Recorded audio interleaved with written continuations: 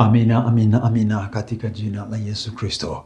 Wafilipi sura ile ya 4 na mstari ule wa 3:14. Wafilipi sura ya 3 mstari wa 14, samahani.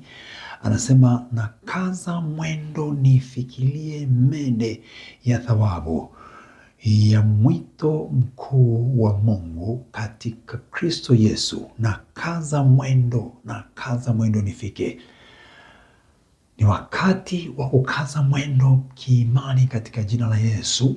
Ni wakati wa kupambana kuongeza juhudi ya kumtumikia Bwana Yesu. Si wakati wa kupambana kurudi nyuma, kulegeza msimamo wa kiimani. Mwendo wako usilegee, endelea mbele kwa nguvu sana. Pambana mtoto wa Yesu, mtumishi wa Bwana, mwana wa Mungu, jitie nguvu, uendelee zaidi na zaidi.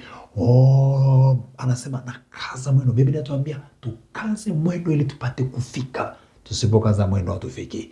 Pambana, usilegeze msimamo wako wa kiimani. Kaza mwendo, ufikirie kile ambacho natakiwa kukifikiria katika jina la Yesu. Bwana Yesu mbariki. Tutie nguvu tuweze kufika. Tusilegee, tusichoke njiani. Tunahitaji msaada wako Baba katika jina la Yesu. Bwana kutie nguvu tele kwa uweza wake. Haleluya. Karibu sana muda wa saa 6 kamili. Kwanza saa 5. Leo tutaanza saa 5. Leo tutaanza saa 5 kamili, alafu tutaenda saa 6 tena na kuendelea. Ibada ya maombi na neno na maombi, TikTok live. Karibu kwenye TikTok live, na hiyo ni kila siku inakuwa, lakini leo tu nitafanya kuanzia saa 5 na kuendelea ile saa 6. Kwa hiyo karibu sana kwenye huduma hiyo.